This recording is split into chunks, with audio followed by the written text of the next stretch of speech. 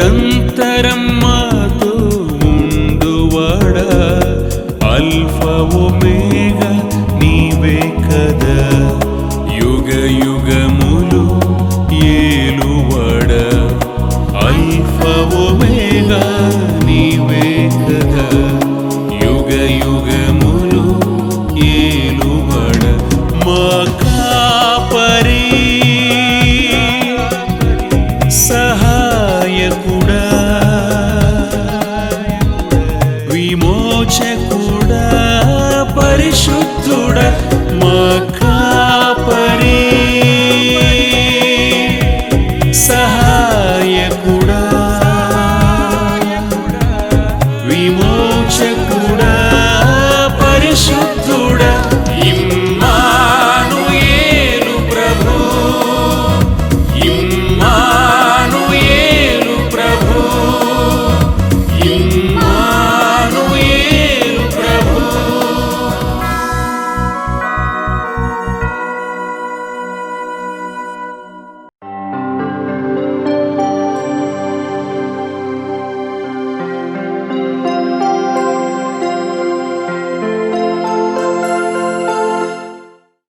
దేవుని కొరకు జీవించడాన్ని గురించి దైవ గ్రంథంలో కొన్ని మాటలు మనం జ్ఞాపకం చేసుకుందాం. దేవుని కొరకు ఎందుకు జీవించాలి, దేవుని కొరకు ఎలా జీవించాలి, దేవుని కొరకే జీవించాలంటే మనం ఏ విషయాలను జ్ఞాపకం చేసుకోవాలి. పేతురు రాసిన మొదటి పత్రిక 1వ అధ్యాయం 13వ వచనం నుండి 21వ వచనం వరకు మనం గమనిస్తే, to live for God what should we remember and what should we practise. 13వ వచనం, కాబట్టి మీ మనస్సు అను నడుము కట్టుకొని నిబ్బరమైన బుద్ధి గలవారై యేసుక్రీస్తు ప్రత్యక్షమైనప్పుడు మీకు తేబడు కృప విషయమై సంపూర్ణ నిరీక్షణ కలిగి యుండుడి. నేను పరిశుద్ధుడనై ఉన్నాను గనుక మీరు ఆయన మహిమ విషయమై జ్ఞాపకము చేసుకొనుడి. దైవ గ్రంథంలో అంటున్నారు, gird up the loins of your mind and have a disciplined mind. ఆయన ప్రత్యక్షమైనప్పుడు తేబడు కృప.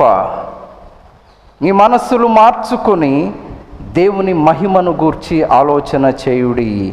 మొట్టమొదటి మాట మనం గమనిస్తే, దేవుని కొరకు జీవించాలన్న ఆశ నాలో ఉందండి, దేవుని కొరకు జీవించాలని నేను ఇష్టపడుతున్నాను అంటున్నావు, మంచిదే. ఎలా జీవించాలి? Remember and recognise the glory of God. దేవుని మహిమను నీవు ఎల్లప్పుడూ జ్ఞాపకం చేసుకో. మహిమగల దేవుడు ఆయన, సర్వశక్తిమంతుడు దేవుడు, మహామహిమలో ఉన్నవాడు ఆయన, కోట్ల కొలది దూతల చేత స్తుతించబడుతున్నవాడు మన దేవుడు. నిరంతరము కూడా మన జీవితాల ద్వారా, మన జీవిత యాత్ర ద్వారా ఆయనను ఎల్లప్పుడూ కూడా మహిమపరచవలసిన వారంగా ఉన్నాం. అందుకే నేను అంటున్నాను, remember the glory of God. నేను అందుకే అంటున్నాను, the outlook determines the outcome. Outlook అంటే మనము చూచే విధానం, ఒక పరిస్థితిని మనము చూచి గ్రహించే విధానం. ఏమి చూడాలి? మనము ప్రతి పని చేసే ముందు, మనము ఏం మాట్లాడినా, ఎటు వెళ్ళినా, ఏమి చూచినా ఒకటే జ్ఞాపకం చేసుకోవాలి, ఆయనను మహిమపరచగలుగుతున్నామా, ఆయన మహిమకు తగినట్లు మనం ప్రవర్తిస్తున్నామా, దేవునికి మహిమకరంగా ఈ మాట ఉంటుందా, నా ప్రవర్తన, నా నడత దేవుని మహిమపరిచేదిగా ఉంటుందా? Remember the glory of God. ఆయన మహిమ గల దేవుడు. ఆ మహిమ అంతటినీ ఒక దినాన మనకు కనుపరచబోతూ ఉన్నాడు. అంత మహిమ గల దేవుని మహిమపరిచే వరంగా ఉన్నామా? మన జీవిత యాత్ర ద్వారా ఈ మాటలు మనం జ్ఞాపకం చేసుకోవాలి. The outlook determines the outcome and the attitude determines the action. మనము ఏ యాటిట్యూడ్తో ముందుకు సాగుతామో, ఏ స్వభావంతో ముందుకు సాగుతామో ఆ స్వభావంతోనే కార్యము జరిగిస్తాం. కనుక మన మనసులో ఉంచుకుందాం, దేవుని నిరంతరము మనము మహిమపరచాలి, దేవుని నిరంతరము మనము మహిమపరచాలి. నేనంటాను, if we look for the glory of God, if we look to glorify God, we will have a greater motivation for the present obedience. దేవుడు మహిమగల దేవుడు అన్నాం, మహామహిమలో ఉన్న దేవుడు అన్నాం. నిరంతరం ఆయన మహిమపరిచే వారంగా ఉండాలంటే ఏం చేయాలి? మనము అనునిత్యము కూడా ఆయనకు లోబడుతూనే ముందుకు సాగాలి. ఆయనను మహిమపరచాలి అన్న ఒక్క అంశాన్ని మన మనసులో పెట్టుకొని ముందుకు సాగితే it gives us the motivation. అదే మనలను పురికొల్పుతుంది దేని కొరకు? ఇంకా ఆయనకు లోబడి జీవించడానికి. It gives us a motivation for the present day obedience. ఇంకా లోబడి ముందుకు సాగుదాం. ఇంకా విశ్వాసముతో లోబడి ముందుకు సాగితే ఆయన నామ మహిమార్థమై మనము జీవించే వారంగా ఉంటాం. దైవ గ్రంథంలో ఇద్దరు వ్యక్తులను పోల్చి చూడగలం. దేవుని కొరకు జీవించిన వ్యక్తి ఒకడు, మరొక వ్యక్తి ఏమో దేవుని కొరకు ముందు జీవించాడు కానీ తర్వాత తొలగిపోయాడు. అబ్రహాము, అతని సోదరుని కుమారుడైన లోతు. వీరిద్దరి జీవితాలు కూడా ఆదికాండము గ్రంథంలో మనం గమనిస్తే అబ్రహాము దేవుని నామ మహిమ కొరకే జీవించాడు. తన జీవిత కాలమంతా కూడా దేవునిని మహిమపరచాలనే ముందుకు సాగాడు.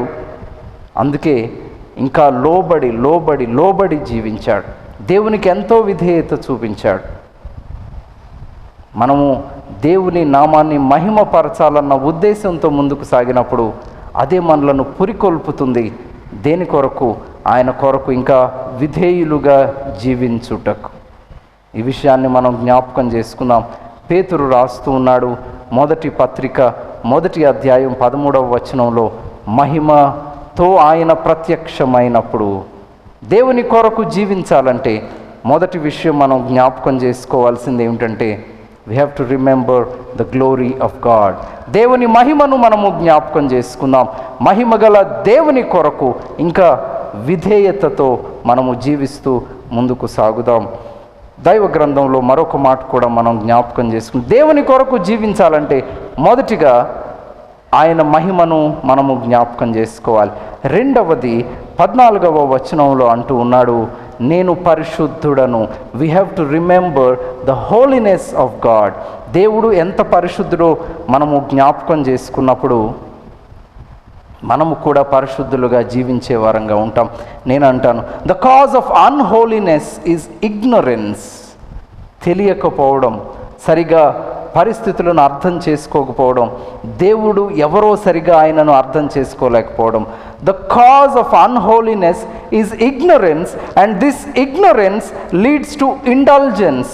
అంటే ఇగ్నరెన్స్ అంటేనేమో సరిగా దేవుని అర్థం చేసుకోలేకపోవడం. ఆయన ఎలాంటి వాడు, ఆయన ఎంత పరిశుద్ధుడు, ఆయన మహాత్మ్యం ఎట్టిదో, ఆయన ఎంత గొప్ప కార్యములు జరిగించగలడో ఆయనను సరైన రీతిలో మనము అర్థం చేసుకోలేకపోవటం.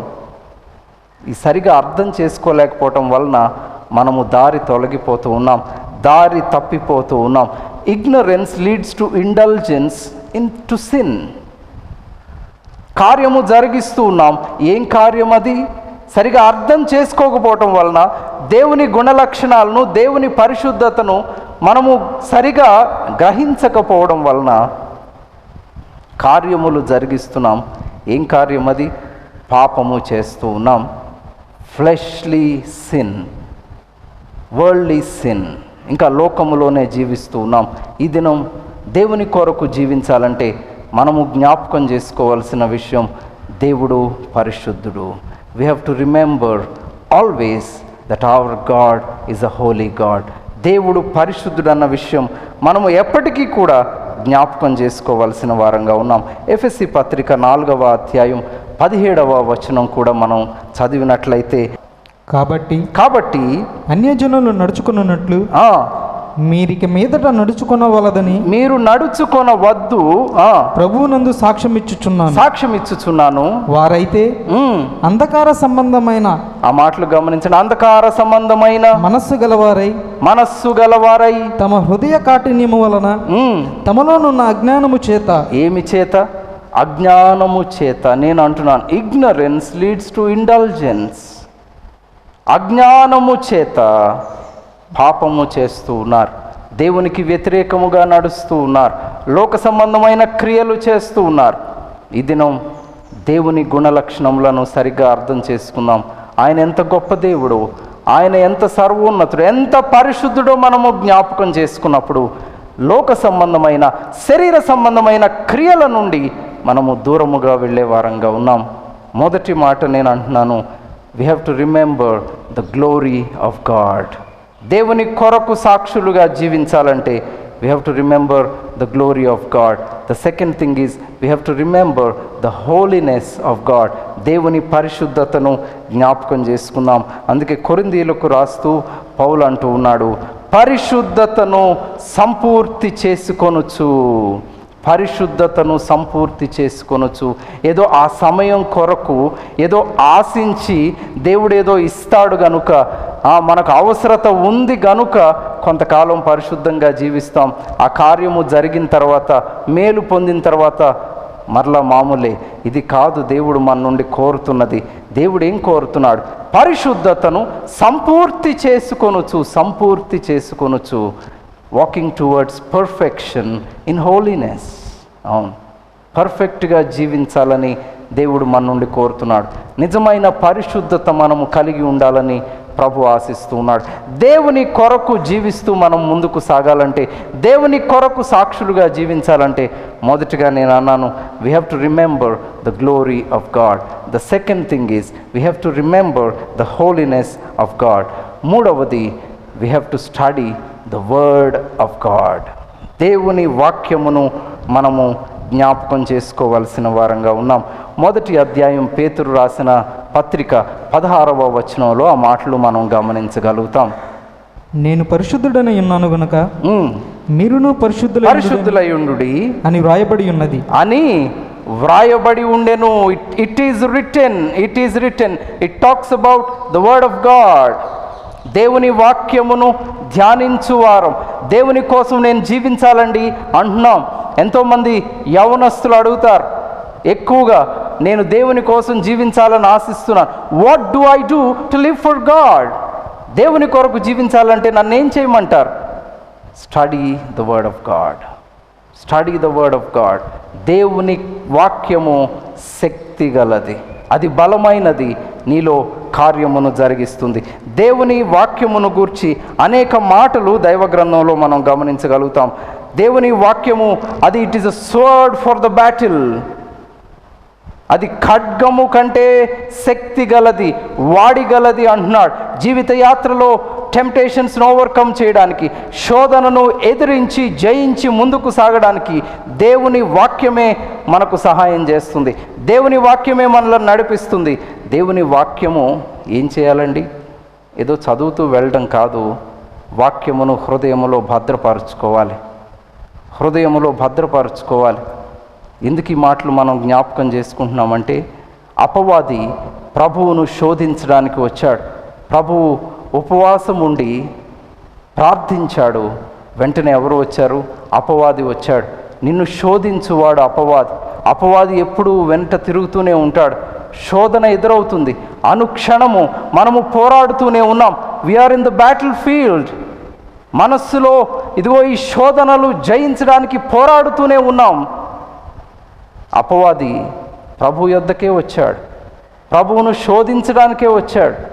ప్రభు ఎలా ఎదుర్కొన్నాడు?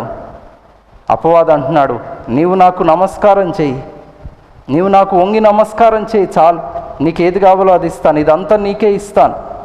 ప్రభు అంటూ ఉన్నాడు, వాక్యముతో అపవాదిని ఎదుర్కొన్నాడు. It is written. వాక్యమందు ఇలా వ్రాయబడి ఉంది, వాక్యమందు ఇలా వ్రాయబడి ఉంది. Fill your heart with the word of God. ఓ యవనస్తుడా, ప్రతి సహోదరు సహోదరి చేయవలసింది ఇదే. వాక్యముతో హృదయమును నింపుకోవాలి. ఆ వాక్యమే మనలను నడిపిస్తుంది. దేవుని వాక్యమును గురించి అంటున్నాడు, it is a sword for the battle, it is a light to guide us in the dark. వాక్యం ఏం చేస్తుందంట? మనలను చీకటిలో వెలుగు వలె నడిపిస్తుంది. వెలుగు దయచేసేది దేవుని వాక్యము.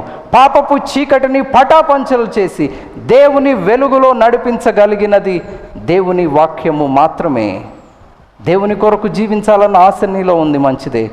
దేవుని వాక్యం ధ్యానిస్తున్నావా? దేవుని వాక్యముతో హృదయము నింపబడిందా? చాలా విషయాలు హృదయములో ఉన్నాయి. హృదయములో ఎవరికో స్థానం ఇచ్చాం, హృదయంలో దేనికో స్థానం ఇచ్చాం, పనికిరాని వాటిని ఈ దినం దూరపరుచుకుందాం. God's word is a sword for the battle. God's word is a light to guide us in the dark. అంతేకాదు, ఇక్కడ అంటున్నాడు దైవ గ్రంథంలో, God's word is food to strengthen us. It is food that will strengthen us. అది మనకు ఆహారము. దేని కొరకు? మనకు శక్తిని దయచేయు ఆహారం. అది జీవిత యాత్రలో, విశ్వాస యాత్రలో ఎన్నోసార్లు కృంగిపోయావు, ఎన్నోసార్లు నీరసించావు, ఎన్నోసార్లు అలసిపోయావు. అమ్మో, ఇక నా వల్ల కాదు, ఈ సమస్య ఎదుర్కోవడం నా వల్ల కాదు, నా శక్తి లేదు, నా శక్తి చాలదు అనుకుంటున్నావు. God's word will strengthen you in times of need. ఎప్పుడైతే కృంగిపోయావో, ఎప్పుడైతే అలసిపోయావో, ఎప్పుడైతే నీరసించావో, సొమ్మసిల్లిన సందర్భంలో నిన్ను బలపరిచేది దేవుని వాక్యం. ఎందుకంటే దేవుని వాక్యము జీవము గలది. It is a living word. This living word will strengthen us. నేను అన్నాను, God's word is a sword for the battle. యుద్ధ రంగములో జయం పొందడానికి అది వాడిగల కత్తి. అది రెండవది నేను అన్నాను, ఇట్ ఈస్ అ లైట్. చీకట్లో వెలుగును దయచేసేది దేవుని వాక్యం. మూడవది, it is a food that strengthens us. అంటే ఆహారము దయచేసి మనలను బలపరిచేది దేవుని వాక్యము. అంతేకాదు, it is like water that washes us. దేవుని వాక్యం ఏం చేస్తుందంటే, నీరు ఎలాగైతే మనలను శుభ్రపరుస్తుందో అదే రీతిగా దేవుని వాక్యము కూడా మనలను శుభ్రపరుస్తుంది. సంపూర్ణంగా మనలో ఉన్న పాపమును తీసివేస్తుంది. దేవుని వాక్యము ధ్యానించినప్పుడు వాక్యపు వెలుగులో మన పాపమును మనము చూసుకొని సరి చేసుకుంటాం. వాక్యము ద్వారా మన పాపమును సరి చేసుకోగలిగే శక్తిని దేవుడు మనకు దయచేసేవాడుగా ఉన్నాడు. ఈ దినం దేవుని సన్నిధికి చేరువద్దాం. దేవుని కొరకు నేను జీవించాలండి అంటున్నావు, దేవుని కొరకు నేను జీవించాలన్న ఆశ నాలో ఉందంటున్నావు. మంచిదే. 3 మాటలు మనం జ్ఞాపకం చేసుకున్నాం. If you wish to live for God, remember the glory of God. దేవుని మహిమ ఏమిటో గ్రహించు, ఆయన మహిమ కొరకు జీవించు. రెండవది, we have to remember the holiness of God. ఆయన ఎంత పరిశుద్ధుడో జ్ఞాపకం చేసుకో. పరిశుద్ధులుగా దేవుని కొరకు జీవిద్దాం. మూడవది, study the word of God. దేవుని వాక్యమును ధ్యానించి వాక్య ప్రకారము జీవిద్దాం. నాలుగవ మాట, we need to remember the judgment of God. దేవుడు తీర్పు తీర్చేవాడుగా ఉన్నాడని మనము జ్ఞాపకం చేసుకుందాం. పేతురు ఆ మాటలు వ్రాస్తూ ఉన్నాడు. పేతురు రాసిన మొదటి పత్రిక 1వ అధ్యాయం 17వ వచనంలో ఆ మాటలు మనం గమనిస్తాం. పక్షపాతము లేకుండా క్రియలను బట్టి ప్రతి వానిని తీర్పు తీర్చువాడు. అంటే ఏంటి? అమ్మో, దేవుడు కర్ర పట్టుకొని నిలబడ్డా? తీర్పు తీర్చేవాడా? అంత భయంకరుడా? నేను అంటాను, he is a loving disciplinarian. He will discipline his children. ప్రేమతో వారిని సరిచేయువాడు. ఒక తండ్రి తన కుమారుణ్ణి కొడతాడు. ఎందుకు కొడతాడు? కుమారుణ్ణి, he doesn't hate his son. కుమారుని మీద ద్వేషం లేదు తండ్రికి. ఎందుకు కొడతాడు? ప్రేమ ఉంది కనుక. అతడు తన కుమారుని ప్రేమిస్తున్నాడు కనుక సరి అయిన మార్గంలో కుమారుణ్ణి నడిపించడానికి తప్పు చేసినప్పుడు కొడతాడు. దాంతో కొంత భయం కలుగుతుంది. కుమారుడు ఈసారి ఆ తప్పు చేయడు. అది తండ్రి ప్రేమ. పరమ తండ్రి కూడా, he is a loving disciplinarian who cannot permit his children to enjoy sin. పాపములో మనం ఆనందం పొందడానికి దేవుడు ఇష్టపడేవాడు కాడు. పాపం చేస్తూనే వెళ్తుంటే ఆ పాపములో సంతోషించడానికి దేవుడు ఇష్టపడేవాడు కాడు. ఆయన మనలను తన పోలికలో, తన రూపంలో చేసుకున్నాడు. తన వలే జీవించాలని ప్రభు ఆశిస్తున్నాడు కనుక హీ డిసిప్లిన్స్ హిస్ చిల్డ్రన్. ఆయన తన బిడ్డలను క్రమపరుస్తాడు, క్రమపరిచేవాడుగా ఉంటాడు. అందుకే we have to remember the judgment of God. దేవుడు తీర్పు తీర్చేవాడని జ్ఞాపకం చేసుకోవాలి. అయితే ఇక్కడ ఒక మాట చాలా జాగ్రత్తగా మనం గమనించాలి. దేవుని కొరకు జీవించాలని ఆశిస్తూ ఉన్నాం, మంచిదే. ఆయన తీర్పు తీర్చేవాడని అనుకుంటున్నాం, జ్ఞాపకం చేసుకుంటున్నాం, మంచిదే. కానీ we should not live with the fear of judgment. దేవుడు తీర్పు తీరుస్తాడన్న భయముతో కాదు మనం ఈ లోకంలో జీవించాల్సింది. But we should have godly fear. దైవ భయముతో మనము జీవించాలి. దేవుడు పరిశుద్ధుడు, అమ్మో దేవుడు పరిశుద్ధుడు గనుక నేను కూడా పరిశుద్ధుడుగా జీవించాలి. దేవుడు సర్వోన్నతుడు, ఓ అమ్మో నిజమే సర్వోన్నతుని బిడ్డను గనుక దేవుని కొరకు మహిమకరంగా నేను జీవించాలి. We have to remember the glory of God. ఆయన అమ్మో మహిమ, అంత మహిమ గల దేవుడు గనుక నేను కూడా ఆయన నామాన్ని మహిమపరచడానికే ఈ లోకంలో జీవించాలి. అవును, we should not live with the fear of judgement, but we should have godly fear అంటూ నన్. దైవ భక్తితో దైవ భయముతో మనము జీవించాలి. దేవుడు ఏదో తీర్పు తీర్చేస్తాడు, ఆ భయము కాదు మనలో ఉండాల్సింది. ఎందుకంటే దేవుడు తీర్పు తీర్చేవాడు, ఎందుకంటే హీ లవ్స్ అస్, మనలను ప్రేమిస్తున్నాడు. ప్రేమించువాడు కనుక మనకు సరిచేస్తాడు, మన జీవితాన్ని సరిచేసేవాడుగా ఉన్నాడు.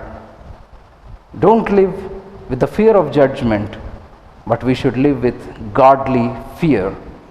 దైవ భయముతో ఈ లోకములో జీవిత యాత్రలో ముందుకు సాగినప్పుడు నిజంగా దేవుని కొరకు మనము సాక్షులుగా జీవించే వారంగా ఉంటాం. దేవుని కొరకు జీవించాలన్న ఆశ మనలో ఉంది, తపన మనలో ఉంది. 4 మాటలు దైవ గ్రంథంలో మనం జ్ఞాపకం చేసుకున్నాం. The glory of God.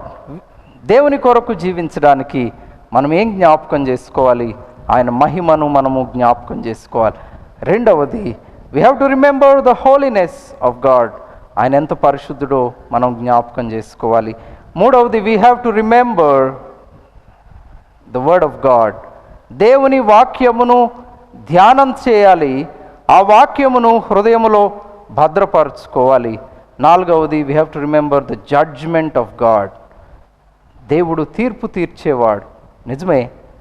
Do not live with the fear of judgement, but live with godly fear. కొరింథీయులకు రాసిన 2వ పత్రిక 7వ అధ్యాయం 1వ వచనం చదువుదాం.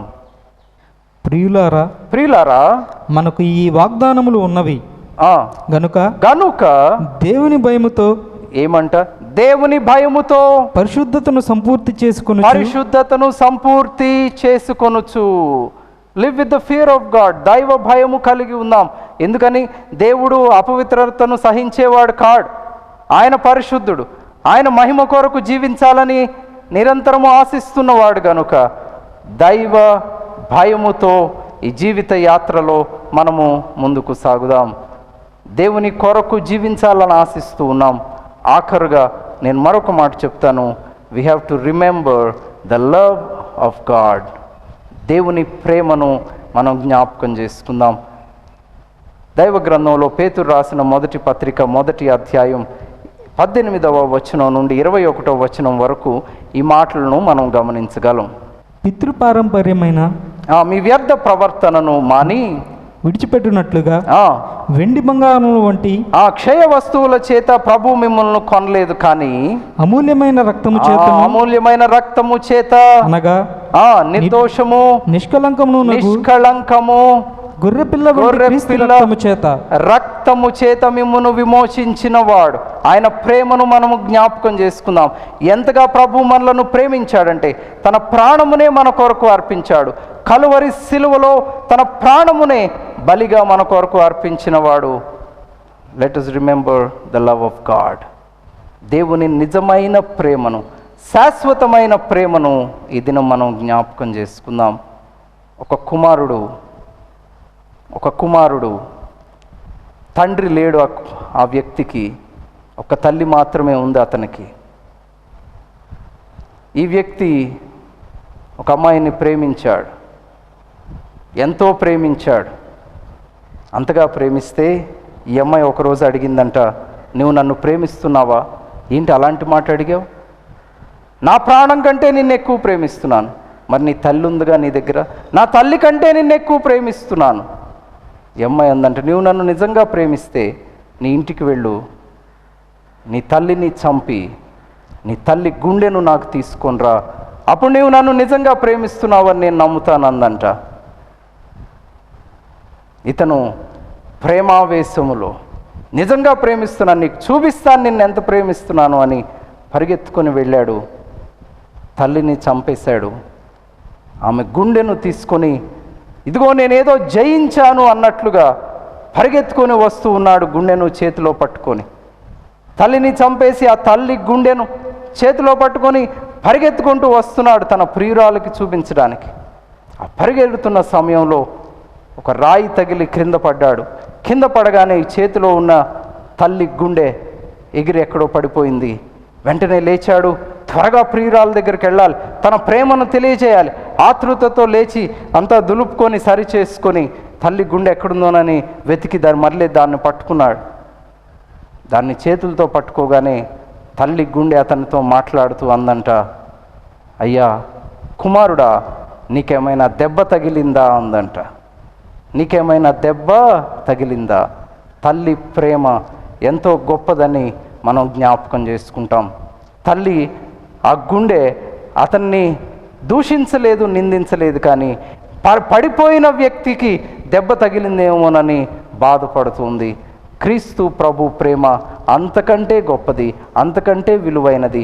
ఆయన మన కొరకు తన సమస్తాన్నే, తన ప్రాణాన్నే బలిగా అర్పించాడు గనుక ఈ దినం ఆయన ప్రేమను మనం జ్ఞాపకం చేసుకుందాం.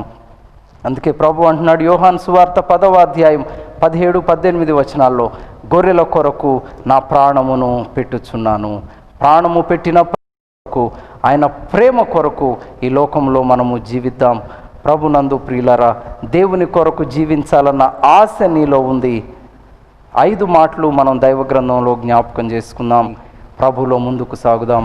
ప్రభు మన కొరకు ఈ మాటలను ఆశీర్వదించునుగాక. ప్రార్థన చేద్దాం. మహోన్నతుడు అయిన తండ్రి, వాక్య ధ్యానం అంతట్లో మీరు చూపిన కృపను బట్టి స్తోత్రాలు ప్రభువా. మీ కొరకు జీవించాలన్న ఆశ అనేక మంది ప్రేక్షకుల్లో ఉంది. మీ కొరకు జీవించాలంటే ఏం చేయాలో పేతురు వ్రాసిన పత్రికలో మేము జ్ఞాపకం చేసుకున్నాం. ఆ లక్షణాలన్నీ మేము కలిగి ముందుకు సాగడానికి సహాయం చేయండి. మీ బిడ్డలందరినీ మీరు ఆశీర్వదించండి. లోకాశలను, శరీరాశలను జయించి, సాతాను యొక్క కుయుక్తులను జయించి నమ్మకమైన వారుగా మీలో ముందుకు సాగే కృపను దయచేయండి. మీరిచ్చే గొప్ప మహిమలో, మీరిచ్చే బహుమానము కొరకు ఈ జీవిత యాత్రలో మేము ప్రయాసపడే కృపను దయచేయమని మా ప్రభువును ప్రియ రక్షకుడైన క్రీస్తు యేసు అత్యున్నత నామంలో స్తుతించి ప్రార్థిస్తున్నాము తండ్రి. ఆమేన్. మా address doctor M John David, post box number 004, Uyyuru, Krishna జిల్లా 521165.